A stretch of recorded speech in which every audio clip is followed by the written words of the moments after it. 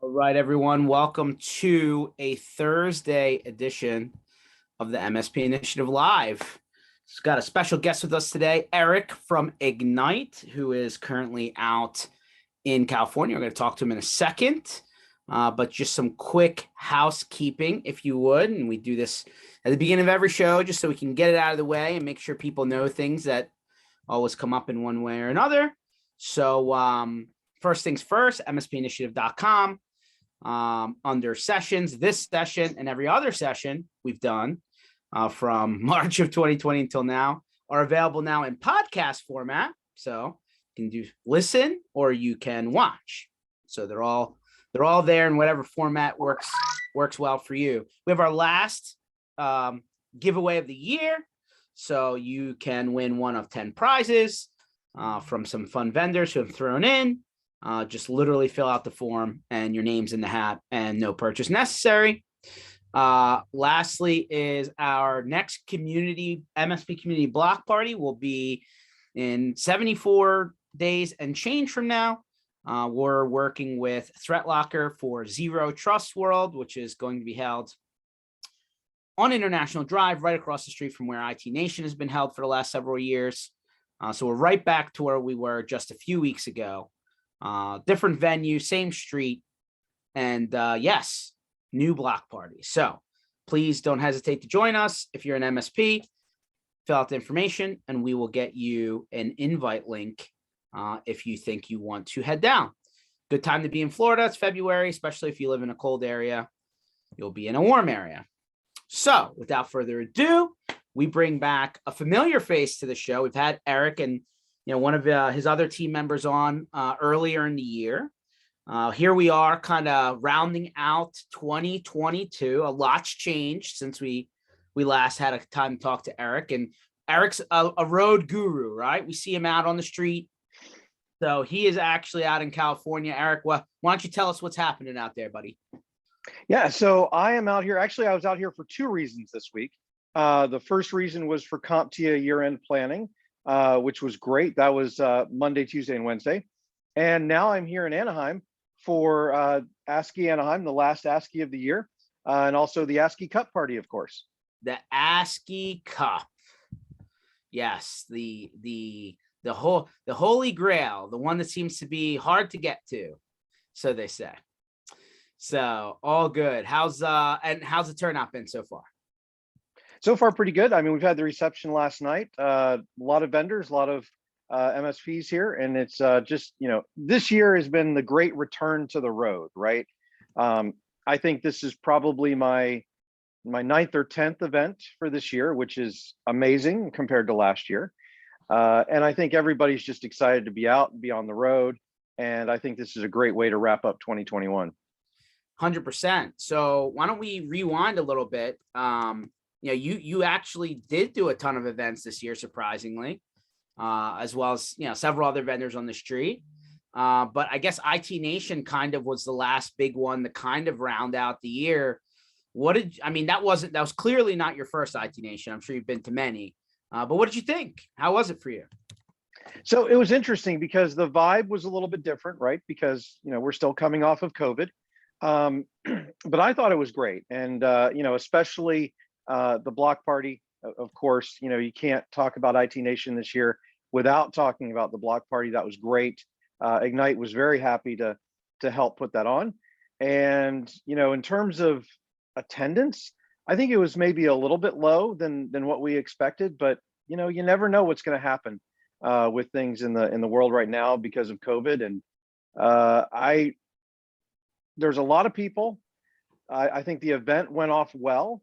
I just didn't have as great a conversations as I've had at previous IT Nations or big shows. Let's just say big shows, because I don't want to pick out IT Nation because I think this could have been anybody this year, and I think it's just kind of everybody getting back into the groove, right? 100%. And listen, we're all hoping. We're all hoping that next year is more like 2019 than 2020. I don't think if I run into somebody who's like, no, I love sitting in the basement, I guess I'd be surprised, but yeah. So I know there's already a lot of stuff in the calendar. I know Sade, who's behind the scenes here, has some crazy master one that that she's been building for a month or so now, and yeah, there's a lot of events on there, like 100 plus. Yeah, So I'm excited for it. I am. I just hope that we don't run into a I hope that we don't run into a quasi lockdown, right? You know, like right. that's really my only concern, right? So um so let me ask you this, right? And I'm gonna come out, you know, kind of guns blazing, because I think it's important. A lot of people ask, you know, as more and more progression to the cloud happens, you know, and less boxes are sitting in a closet or underneath a receptionist desk. Um, what happens when I get rid of my server and I move to the cloud and the cloud goes down, right? We had Yep. Google with an issue, or you know, like what, a month and a half ago. They were down for a good part of their global, you know, network for a day or so, and then we had AWS, who just yesterday, or the day, you know, or you know, the day before, had a pretty big outage on the East Coast, which took out a lot of big names for a day or so. So, or not a business day, right? Not 24 hours, but still you're in the middle of it. So, although there are some I would argue there are some non-business names in the list. I mean, they are a business, but I don't know who's on Tinder in the middle of their business day. But apparently, they were affected too. All things considered. So what, you know, does that bother people when we're talking about, hey, move the boxes out, don't refresh with the old way, move to the new way? Like, is that a hesitancy conversation? And what's the best way to, you know, address it? Well, George, I mean, you and I have both been doing this long enough to know that that is one of the biggest arguments when it comes to moving anything to the cloud, whether it's your file system, whether it's your applications, whether it's your phone, right? Mhm. We've all had to come up against this question. And in terms of file sharing, basically the way Egnyte solves that problem is we actually allow you to have a hybrid device in the office. So if you have Hmm. an office with 100, 150 people in it regularly, which I know doesn't happen as often right now because of COVID, but you know, things are moving back. We have a hybrid application so you can actually set up a device in the office so that those files are there and available in the office. So the only people that would actually be down during any type of outage is those people who are working remotely, which right now is significant. But Mhm. luckily, Egnyte has been pretty isolated from most of these outage events. And I think we've been down for maybe 15 minutes a piece twice over over the year that I've been here. Okay. Well, that's not bad. 15 minutes. I think you can figure it out, right? Cool that, you know, you It's a have this coffee kind of, break. yeah, yeah, yeah. Hit the refrigerator, find your favorite drink, come back, and hopefully life is good. So, like, this local repository, is that a box that you sell? Is that just a repurposed Windows machine? Like, how does that work? So we don't sell hardware, so it's not a hardware box. Basically, you just set up a virtual machine on, you know, whatever uh, device you might have. Now, obviously, it needs to be suitable for the number of users who are going to be accessing it. You know, in a large office, you're going to need a real server that has real server hardware in it. However, if you're using the solution for, say, a job site trailer for construction, which is a case we run up against a lot, job site trailers typically have very bad internet. And Mm. so what we've done is we use that same hybrid appliance to be able to cache those files and make up for the fact that that internet connection at that job site is pretty bad. Because specifically in construction, they have this issue a lot because you have a lot of remote job site trailers. They typically don't have great internet for either because they're remote or because they just don't want to invest on an expensive internet connection for two or three people that might be sharing that job site trailer. Um, but they also are dealing with large files and collaborating with a lot of architects and engineers and things like that. So they need to stay working, and they need that stuff to synchronize to the cloud. So that virtual appliance allows them to do that and do it pretty effectively.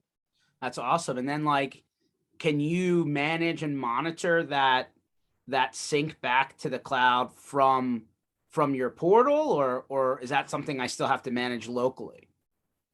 So all of the management of it happens automatically. You set Oh, it up as the MSP, and it just works in the background, and it syncs whenever it can. It's asynchronous if it needs to be, obviously, to make up for that slower internet connection. But yeah, it's kind of all handled in the background. The MSP can configure some different settings to work differently depending on the use case, but pretty much as far as the end user is concerned, it's all in the background. awesome. Now, one of the things that I really like, because it kind of goes back to the on-prem server days about that solution, is if I'm working on a file locally, say at that job site trailer, Hmm. it will actually show on the cloud instance of that data that I have that file checked out and I'm working on it.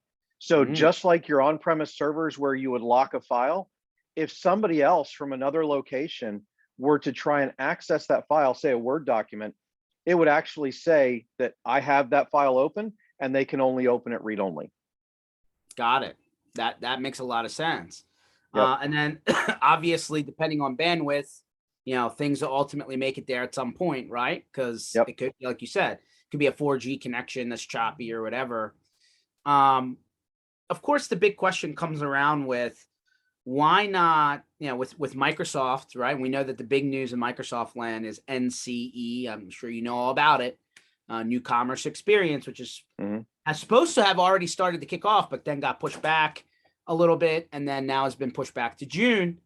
But generally speaking, the big thing that Microsoft's been pushing is either a combination of OneDrive, SharePoint, or Teams, which is really just an embedded SharePoint play, right?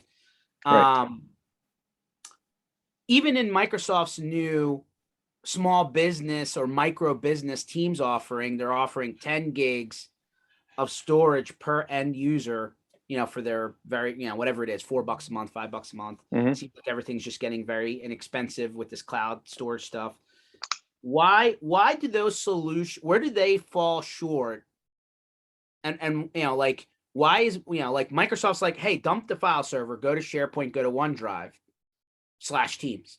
But where does it fall short? I feel like the experience is not the same. And I also feel like it's not as easy as people remember it, right? With just the shared drive, right? And the permissions. And it's just like, you always get this pushback on a Google approach or a OneDrive approach or a SharePoint approach because it just doesn't feel the same. And people tend to get like hemmed up with that. Where is the breaking point? How far does that go? So you really hit it, in terms of one of the topics there, and that is the experience is different.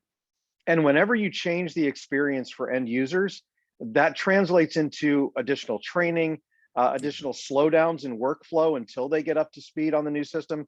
I mean, OneDrive is completely siloed by user, right? So that's a completely different workflow. SharePoint does try and consolidate things a bit, but in the end, as the MSP, you're probably going to spend a lot of time and therefore expense managing that SharePoint instance. So there's a lot of things that come into play here, and it's the ease of use with Egnyte. When you're just translating an on-premise file server to the cloud, Egnyte still gives you that map drive letter. So in terms of the end users and their workflow in Word, Excel, whatever, it's exactly the same. They don't Hmm. have to change anything in terms of their workflow. In fact, we've had MSPs go in and swap out an on-premise server for Egnyte, and it just the end users don't notice the difference because they access the same S drive on Monday that they accessed last Friday before the MSP did the cutover. Wow. So it is a lot about experience and the fact that you don't have to train for a user-centric uh, solution like OneDrive, Box, Dropbox, those types of things.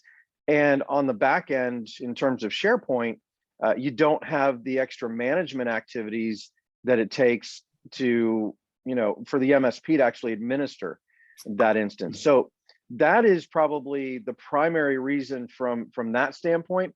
But also, one of the things with Egnyte, and because of the integrations that we have with things like Microsoft 365 and Google Workspace and Teams, is that you consolidate all of that data in Egnyte, so it's still in one place, so you don't have as much data creep as you did before with using all those different systems. And one of the main things that you can do with that is, first of all, make sure that you're using the same version of the file across the organization, which is obviously important. But because of Egnyte's data governance and data security pieces, you can now lay those pieces on top of that data storage to make sure that it's properly governed, it's in compliance, all of those things that are becoming extremely important today. No, 100%. So, one of the things that seems to be very clicky these days, topical, is, single sign-on, MFA. A lot of people, like, hey, Azure single sign-on ties into 1 million apps now, or you could be using some third-party OpenID or there's the other protocol that they use, right, where basically you can tie into any tool like a Duo or an Authy or whatever. Yep. So that's starting to get very trendy from a security conversation now. And then the other thing that seems to be getting very interesting is, like, obviously there's vulnerabilities that come out every day, right? And we hear it about, hey, macros in an Excel are now a problem, or hey, somebody could inject some background thing, that you didn't think was possible in a Word document. You open it up and then all of a sudden it starts running and there's no parameters around it, right? It's just open-ended, right? These are some of the things that have popped up recently. So, like, obviously in OneDrive land, right, they try and take all of your attachments and move them to OneDrive automatically, just as an auto thing, right? But a lot of people, the security threat a lot of the times is what's in between the chair and the keyboard, right? They just don't know what to look for. And, at least people are starting to get a little bit smarter, right? They hover over links and they double check that the domain name is actually, the real one, not with a hyphen in it, or like they're starting to catch up. But still, a lot of people do the click and a lot of people get burned from that. So from a front end security standpoint, there's the authentication conversation, right? Instead of everybody having a separate username and password and all that jazz. And then from a back end authentication standpoint, from a back end security standpoint, it's, hey, what happens when something bad does come up, right? And unfortunately, it happens probably more than anyone likes to admit. Yep. So we fully support Azure AD, things like Okta, pretty much anything that's SAML 2.0 for SSO. So that was what I was missing, SAML 2.0. My bad. I was thinking OpenID, which is a sister protocol, but go ahead. Yeah, so that's covered. If for whatever reason they're not using SSO, we do support multi-factor authentication. So again, that solves that question. Now, the other question is, you're right. Most of the things that happen between the chair and the keyboard, right? PEBCAC, we all know that. So what do you do when something does happen? Well, with Egnyte, we do several things.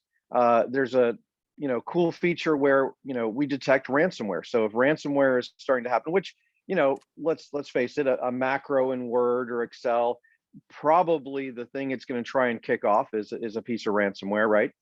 So we use behavioral as well as signature-based technologies to detect ransomware happening.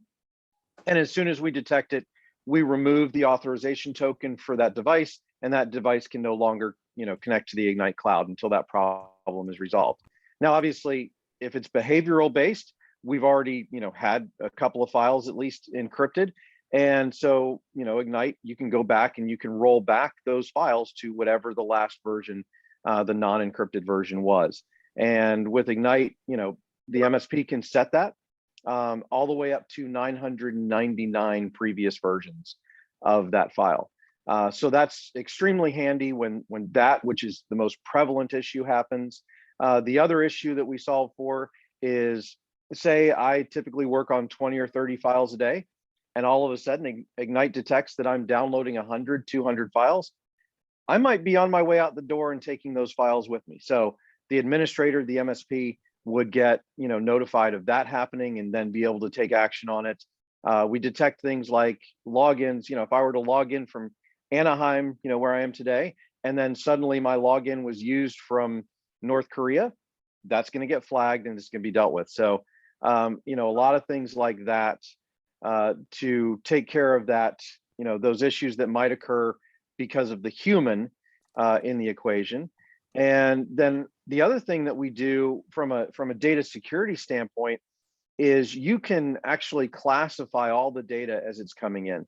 If you deal a lot with social security numbers, credit card numbers, or any type of sensitive data, you can actually define where that's supposed to be in Egnyte, and Egnyte will constantly be looking at any files as they're changing or as they're uploaded, whatever, and tell you if that file contains that information and it's not in the right place, which is really handy to make sure that you're complying with the different regulations and making sure that only the right people have access to that sensitive data.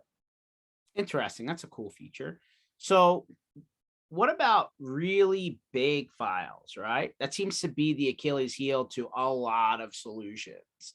Obviously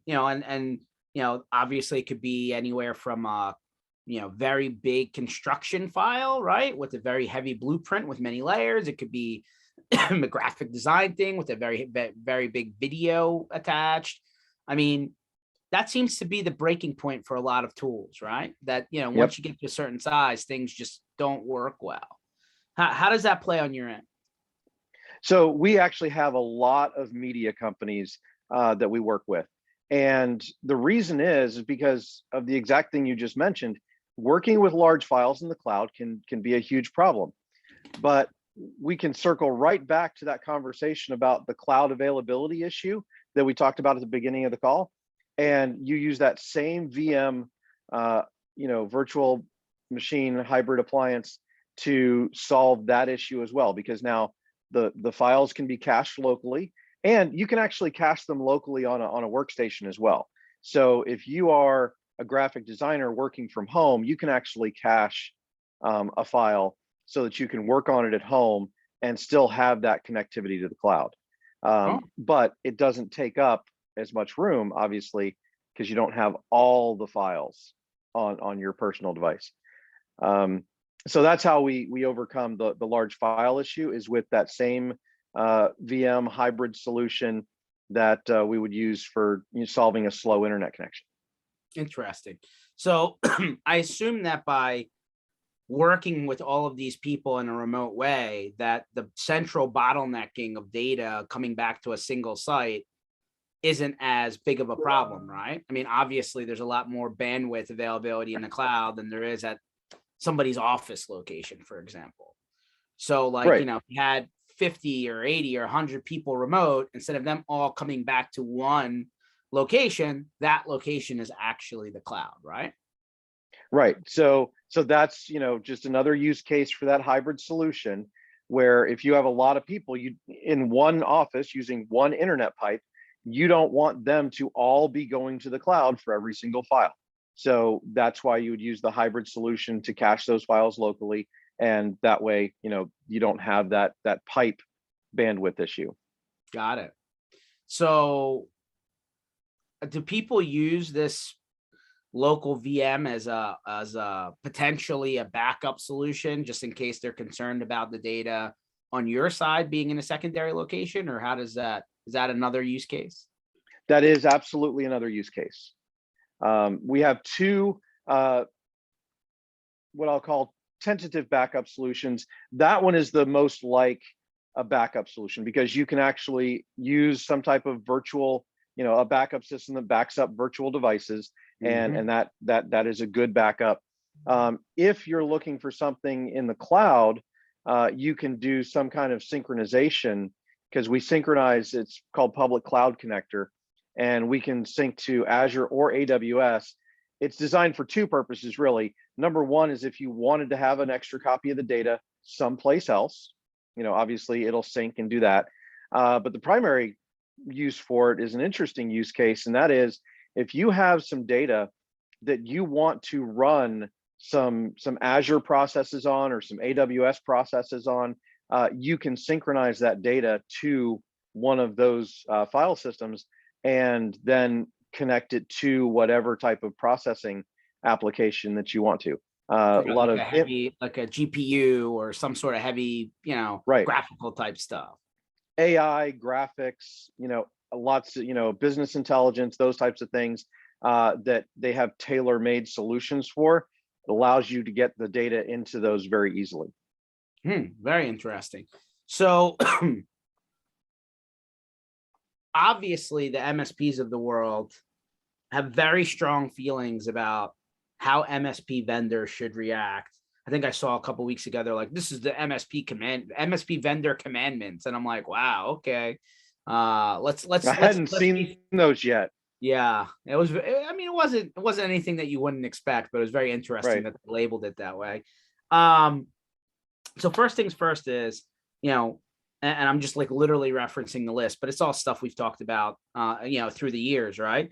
MSPs not wanting to, be competing with their upstream vendors, right? Like, so Egnyte sells directly. They now have a channel program. How does that, that barrier, potential conflict get us, resolved ahead of time? So I think, there's probably some MSPs who have been with Egnyte for a while, and they know that, we've really only started doing channel, specifically, on purpose, dedicated crew, that kind of thing, for about the last 2.5 years. And I think if any of them, if you'll talk to any of them, they'll probably say that, yes, it's definitely improved. Do we have work to do? Yes, absolutely. There's some things that'll be coming out, probably in Q1 that unfortunately I can't talk about right now, that's going to further separate our direct business from our channel business in terms of how things are sold, who they're sold to, and things like that. Our direct business is very much enterprise and mid-size, which is not the the MSP market for the most part. And we're even going to have offerings on the MSP side that we're no longer going to offer on the direct side. So it's going to be different. It's not going to be apples to apples. We're going to give the MSPs more options for configuring them specifically for the use case of the individual client. We've reduced the channel conflict greatly, in terms of how we work with the direct side and how we protect our MSP partners. Specifically, one of the things that we've set up in the last year is we do have a partner relationship management system, a partner portal that we've set up. And so if MSPs are really concerned about protecting their deals, they can go in and they can register that deal in the partner portal, and that make sure that that is assigned in our back end of Salesforce to that MSP. So we're doing a lot to protect the MSP partnership, and because one of the things I know, because I'm pretty involved with CompTIA, and their last state of the IT report came out just a few months ago, and it really is talking a lot about partner experience. And it's not incorrect, I think, to say that the MSPs are gaining a lot more influence over what they can demand from vendors. So it actually doesn't surprise me very much that somebody came out with the 10 commandments of being an MSP channel vendor, because I think things are turning in that direction where the MSPs are understanding that they can demand some of these things from vendors. Well, they've learned voting with dollars, right? Especially as a Exactly. group. So one of the other things, and I think Microsoft has really been getting kind of beat up on it, right? Because this is part of this new NCE program that they're trying to put in, is let's say the MSP's downstream end customer disappears, right? Like either downgrades because of a business challenge, like COVID was a very important one that we all saw. Like let's say there was a COVID 2.0 and they had to cut half their staff, Or let's say the customer straight up stopped paying their bill, disappeared, nowhere to be found. Office has, is locked with no lights on, right? An NCE with Microsoft, or at least as it stands now, we'll see if it changes. The MSP is on the hook for whatever the term of that situation is, right? They agree to a 1 year or a 3 year or whatever it is, they're on the hook, right? Even if their end customer's not paying them. It's a little bit unfair from the partner standpoint because, they're only making this much, right? They get a little bit. Microsoft gets a lot.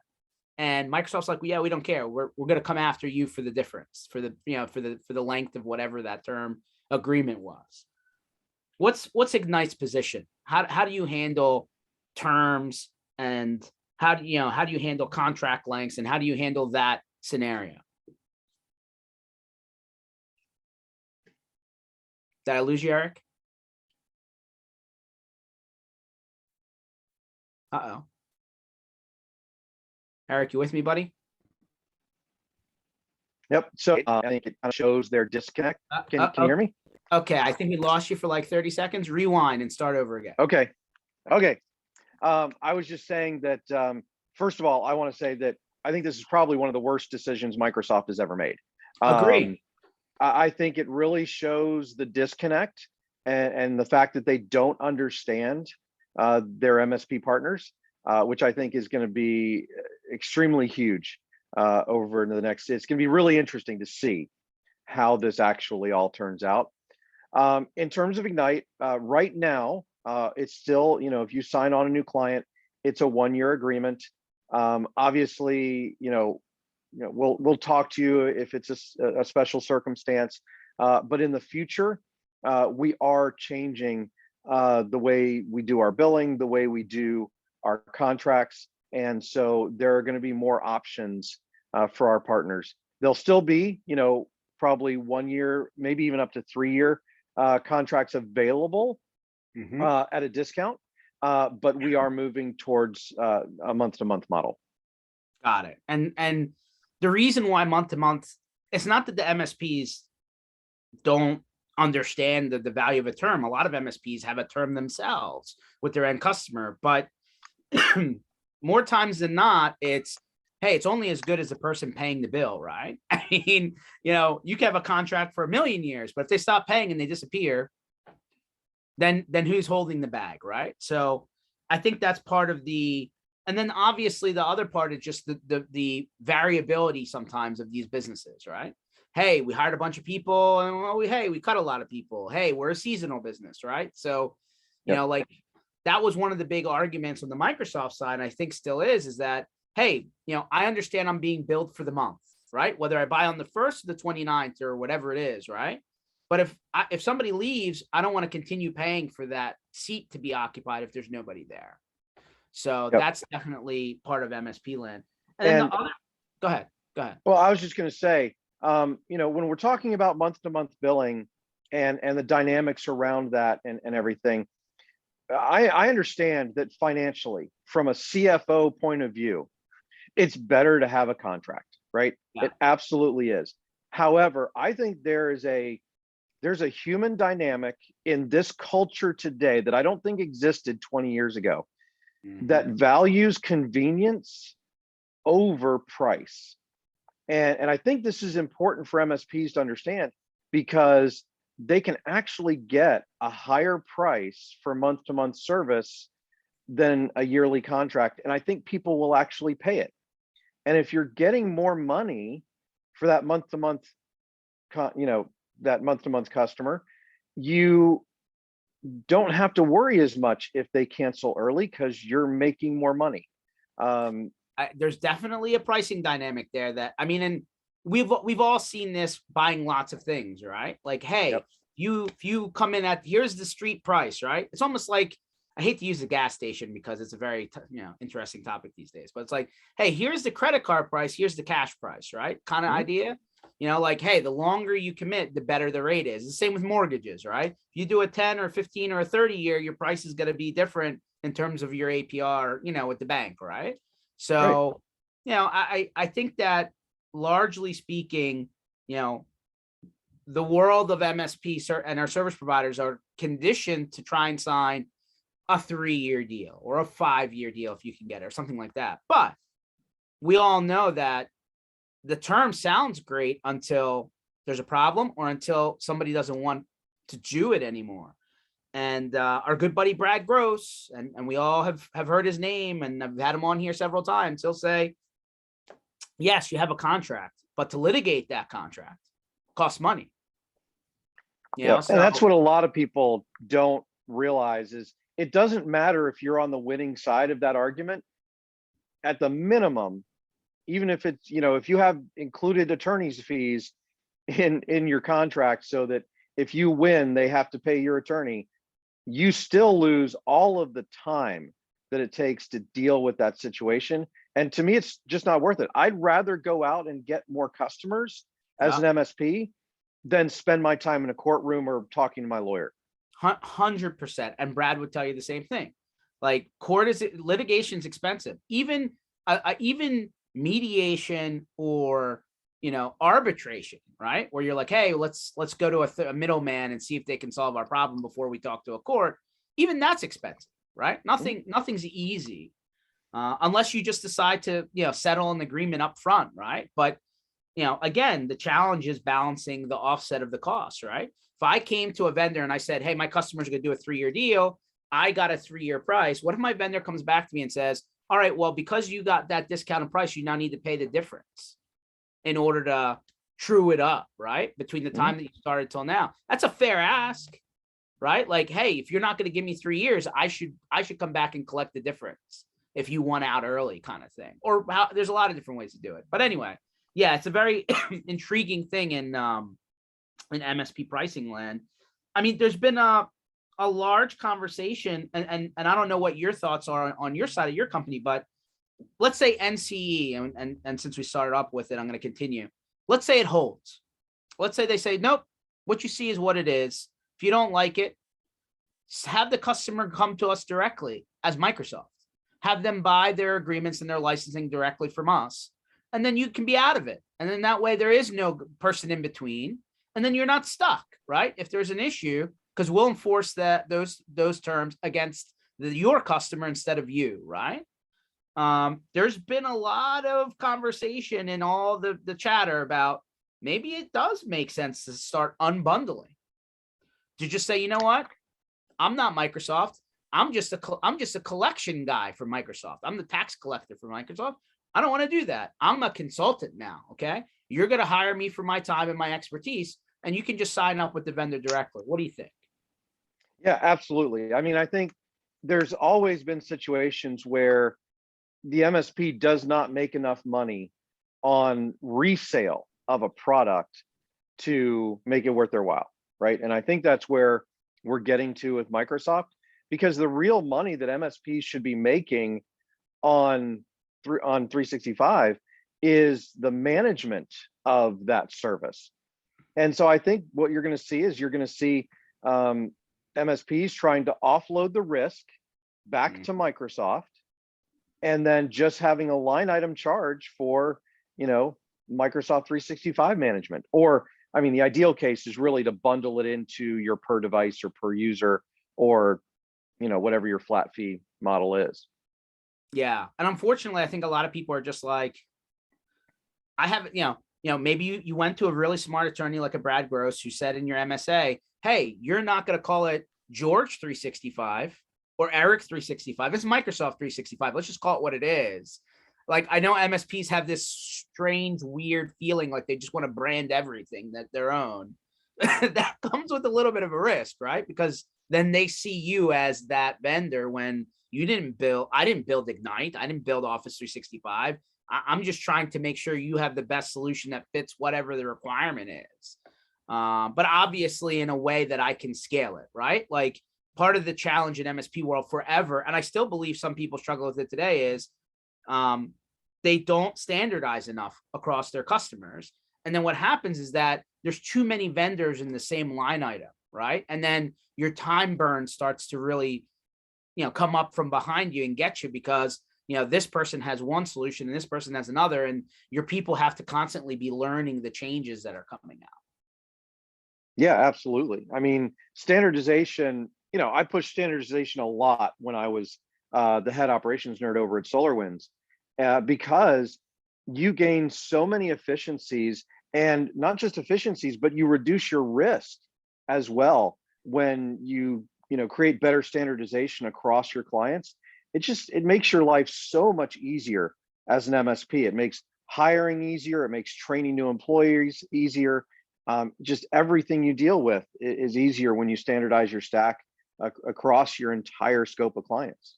You brought up a word, which brings me to my next topic, the word risk. So we talked about the risk from a billable and who's on the hook for the bill kind of thing. But what about, like, how often, I mean, I see it all the time. How often is somebody coming to you with an insurance questionnaire saying, hey, need to help me fill this out for my customer who's trying to go get cyber insurance right now? Oh, yeah. That questionnaire went from a page or two to much, much longer. Absolutely. And I've had a lot of conversations with MSPs over this, because one of the main, there's two themes that I talk about when I talk to MSPs about Egnyte, right? One is the cloud file sharing solution, because it's really weird, because I thought this number would be higher, but only about 25% of the clients of MSPs have moved their files to the cloud. I agree. I think that number is absolutely right. And what's weird is I thought it would be higher. I saw one industry report that gave the exact numbers I just gave. And I've been doing a lot of hand raising exercises in rooms over the past 4 to 5 months, and I'm getting the same answer. So it is correct. So that's the first thing I'm talking about, is you need to get rid of VPNs. You need to get rid of these barriers that on-premise file servers create when you're talking about collaborating with outside contractors, whatever. And so that's the first story. But the second story I'm talking about, and this has everything to do with insurance, I think, is the data governance and data compliance piece from Egnyte, because it's all about risk. The insurance companies are going to be, I believe this 100%, insurance companies are going to be the drivers of data compliance and data security in the SMB space. And the reason is because they're the ones who can actually affect the pocketbook of the SMB. Yes. Regulation is going to take too long. And a lot of times regulations, they exempt, the very small businesses. And so it's the insurance companies, because they're bearing the risk right now. They're already complaining about having to pay too much money in cyber insurance claims. And so therefore they've got two choices. Because they're not going to go out of the insurance business, right? That's not an option. Some of them have put it on hold right now until they figure things out. So the two things that they can do is they can increase the price so they can pay out more claims and still make as much money as they're supposed to make and pay their shareholders, right? And then the other thing is to reduce the risk. And we're seeing it on both sides. We're seeing them raise prices. We're seeing them, those checklists go from 1 page to 2, 3, 4, or sometimes even more. So, it's definitely happening. And I think it's something that every MSP needs to think about right now, because there's just so much going on that's going to affect their customers in the short term. No, 100%. And frankly, we've heard of insurance premiums going up by hundreds of percent on renewals. We've heard of people outright being shut off, right? Just saying, hey, listen, we're not insuring you for this anymore because you don't have the minimum requirements for us to do it. And some of those questionnaires are just like, if you don't have it, don't ask, right? Like, we don't even send it to us. But some of them are like, hey, every network device has to have MFA. And I'm like, what if it's an unmanaged switch? Like, there is no MFA possible, right? I mean, it's a box with a power cord, right? So some of them are getting very granular. Well, and you point out something important there, because how important is multi-factor authentication on a switch, right? I mean, as long as it's not accessible from the outside world. And so there have been a lot of questions on those questionnaires where they don't really make sense. And it's because the insurance companies don't understand the industry. Same thing came out, I think it was Allstate, who listed 3 or 4 RMM vendors that if you were if your IT guy was using one of those RMM vendors, you know, you couldn't. So I mean, that's, and every RMM vendor has that same level of access to those endpoints. So it's the 100%. same amount of risk. And so that's another thing that as an industry, I think we need to educate the insurance companies. In fact, I had a conversation with Carl Palachuk last night about this, because I think that's one of the goals of the NSITSP is to, not only, kind of help to influence legislation, but also hope to influence, the other things that are going to pressure our industry. And insurance is, I think, one that we can have an even greater effect on than legislation. Well, I like you said, that it's actually the faster route, right? I think the problem with insurance is that whatever consultants they're using are coming from the fortune level, right? 500, 100, whatever. And, those 30, 10, 15-page questionnaires with the questions, the way that they're framed, are coming from somebody that's thinking like that rather than somebody that's thinking like, hey, I have a bakery. I have a gas station. I Yep. have a accounting firm, whatever, right? So very it's next 3 to 5 years are going to be very interesting and in a very roller coaster-ish type way, I think. You brought up Carl Palachuk, and why don't you explain real quickly what that organization is for anybody that doesn't know the acronym? The National Society of IT Service Providers is a brand new organization, with a couple of things in mind. It's talking about educating the industry, making sure that we're all kind of on the same page, kind of creating like the standardization across clients that we talked about, creating some standard things across what is managed services, what is IT services, so that we're all talking about the same thing when we're using those terms.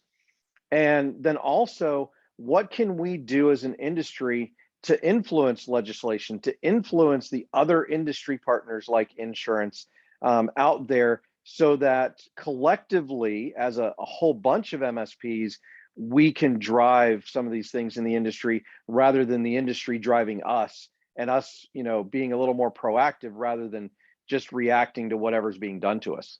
Yeah, I think I saw Carl put out something the other day that there was like 249 different legislation, cybersecurity legislation proposed across the 50 US states, right? Yeah, it's crazy. I actually, when I was going in, when I started testing some of the data governance pieces in Egnyte, it's amazing to me how many state governments actually already have some type of cyber legislation, because we have checkboxes for those, because of different types of data that are covered under those legislations that already are in place. It was just surprising me to the amount of states that already had something. Wow, it's very interesting. We'll almost be worth a project for that organization to categorize those, because I just don't think a lot of people know what's out there. Back to I know we're coming out to the kind of last mile here, but like we talked about MSPs and billing and contract and risks and all of that stuff. What about support, right? I mean, at the end of the day, you don't know whether the MSP is dealing with the police department or they're dealing with Susie Joe's stamp shop down the street, right? Like it could be diametrically different depending on who the end customer is. Same could be said for the regulated industries, right? Whether it's a financial planner or a doctor's office that has HIPAA compliance, right? So how does support work? And then how do you protect the MSP from themselves to some degree to make sure that they don't overpromise something and then underdeliver depending on who the end customer is?